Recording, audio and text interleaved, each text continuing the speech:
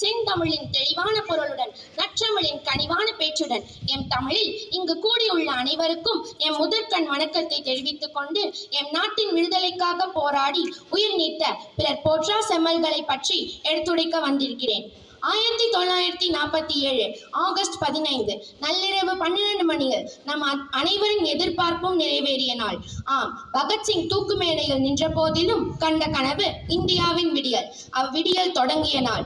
இந்த விடியலுக்காக பல வீரர்கள் தம் உயிரை தியாகம் செய்தனர். சிறையில் செக்கிழுத்தனர், கொடும் தண்டனை பெற்றனர்.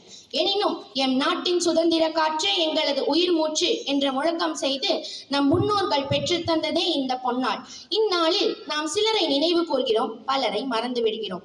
அப்படி நாம் மறந்த ஒருவர் தான் புகழ்பெற்ற வழக்கறிஞர் மதுரை வைத்தியநாத ஐயர் என அறியப்படும் வைத்தியநாத ஐயர். நாட்டின் சுதந்திர போராட்டத்தில் தான் மட்டும் அல்லாது தனது குடும்பத்தையும் ஈடுபடுத்திக் கொண்டார். கள்ளுக்கடை மறியல், சட்ட மறுப்பு இயக்கம், தீண்டாமை ஒழிப்பு போன்ற பல விடுதலை போராட்டங்களில் ஆங்கிலேயரை எதிர்த்து போராடியதால் கடுமையாக தாக்கப்பட்டு பல முறை சிறைச்சாலைக்கு சென்றிருக்கிறார். விடுதலை போராட்டங்களின் செலவிற்காக தனது மனைவியின் நகைகளையும் வீட்டில் உள்ள பொருட்களையும் அடகு வைத்தும் விற்றும் பணம் அளித்தவராவார்.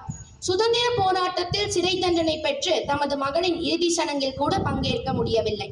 மதுரை மீனாட்சியம்மன் கோவிலுக்குள் தாழ்த்தப்பட்ட மக்களுக்கு தடை விதித்த போது அவர்களை ஆலயத்துக்குள் அழைத்து செல்வதில் தீவிரமாக செயல்பட்டு வெற்றியும் கண்டார். நாட்டுக்கும் தாழ்த்தப்பட்ட மக்களுக்கும் தனது வாழ்வை அர்ப்பணித்த வைத்தியநாத ஐயர் மேலூர் சட்டப்பேரவை உறுப்பினராகவும் இருந்து மக்களுக்கு நலப்பணிகளை செய்துள்ளார். தியாகசீலரான வைத்தியநாத ஐயர் 1955 பிப்ரவரி 23 உயிரிழந்தார். இவரை போன்று நாம் அறியாத பெரும்பாலானோர் நம் நாட்டின் விடுதலைக்காக அரும்பாடுபட்டனர் என்பதை நாமும் அறிவோம், பலருக்கும் சொல்லிக் கொடுப்போம், என்றும் நினைவில் கொள்வோம். சுதந்திரம் என்பது நம் ஒற்றுமைக்கும் ஒருமைக்கும் பொறுமைக்கும் கிடைத்த பரிசு என்பதை உணர செய்வோம். இந்திய மக்களாக இன்று ஒன்று சேர்ந்தோம், அடிமை இல்லை என்று நினைவு கூறுவோம். இந்திய ஒற்றுமை ஓங்குக என்று என்றும் முழங்குவோம். மீண்டும் அனைவருக்கும் சுதந்திர தின நல்வாழ்த்துக்கள் கூறி வாய்ப்புக்கு நன்றி பாராட்டி விடை பெறுகிறேன். நன்றி. ஓம் நம சிவாயா.